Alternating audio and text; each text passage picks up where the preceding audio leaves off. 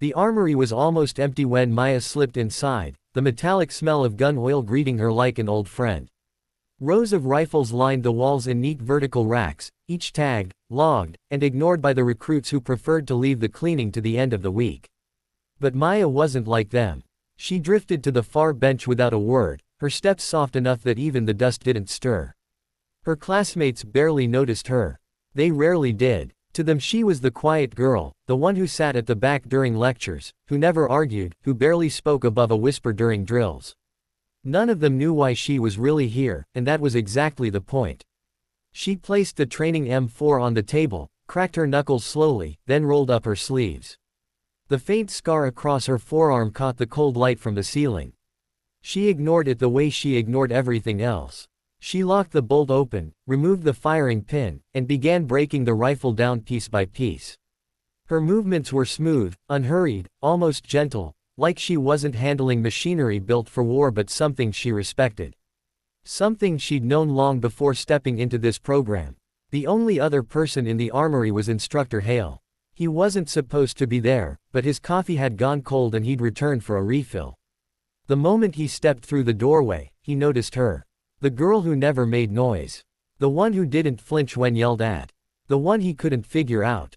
He leaned against the frame, watching. She didn't notice him at first. Or maybe she did. With her, it was hard to tell. Maya angled the rifle slightly, lifted the receiver with the heel of her hand, and performed a motion so subtle Hale almost missed it. A twist, barely perceptible, and a flick of her wrist to check the gas key alignment. Not standard procedure. Not part of the course. And not something any recruit should know. Hale blinked. Only one group used that move, an old verification technique used by black file operatives, individuals so buried in classified work that even their service branches barely acknowledged them. He hadn't seen that motion in almost 15 years. He stepped forward. Where did you learn that? Maya paused, not looking up. Learn what, sir? That alignment check you just did. It's just something I picked up, she answered softly. Hale frowned. Recruits didn't pick up moves from people who didn't officially exist. He approached the table slowly. Do it again. She hesitated. That wasn't like her. She wasn't afraid. Hale knew fear when he saw it. This was something else. Reluctance. Calculation. But she obeyed. Her fingers slid around the receiver, guiding the components with fluid precision.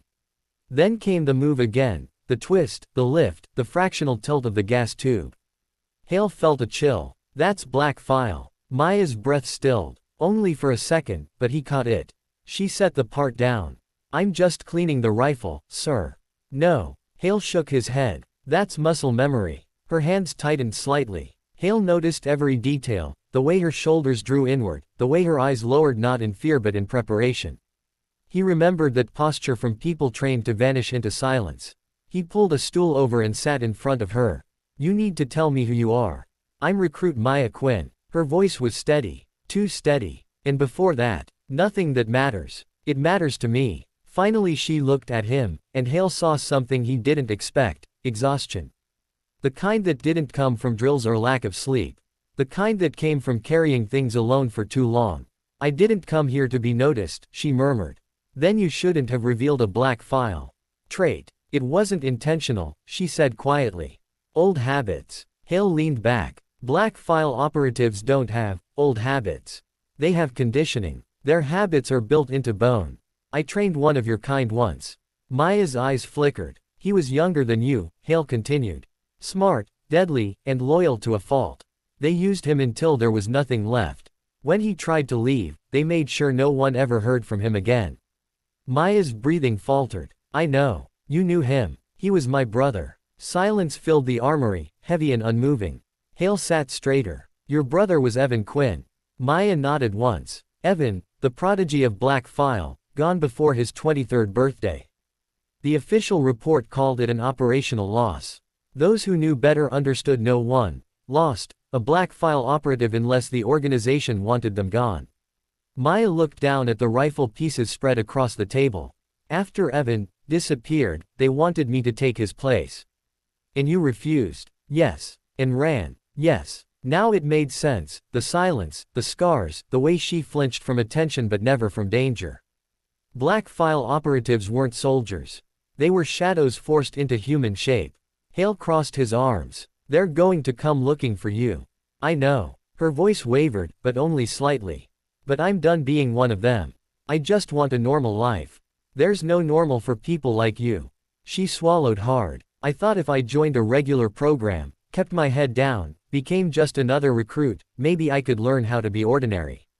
Hale shook his head. You didn't come here to be ordinary. People like you don't hide, they wait.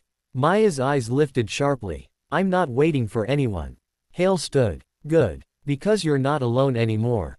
She blinked, confused. I know how Black File works. I know their tactics, their extraction routes, their tracking patterns. If they come for you, you won't face them by yourself. Her shoulders softened, not with relief, but with something like disbelief.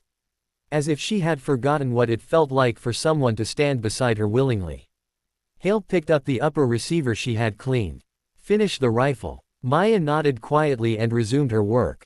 But now her movements carried something else, not fear, not secrecy, but purpose. She cleaned, assembled, checked, and rechecked until every piece aligned with precision untouched by her classmates. Hale watched, arms crossed, mind racing. She wasn't just skilled, she was exceptional, and if Black File wanted her back, they would come with force. When she finally clicked the last component into place, she exhaled slowly. Hale stepped closer. Maya. Yes, sir. When they come, and they will, we'll be ready. For the first time since entering the program, Maya allowed herself a small, fragile smile. Then I'm not afraid, she said softly. And somewhere far beyond the armory walls, in a building without a name, someone marked her file with a single line. Target located.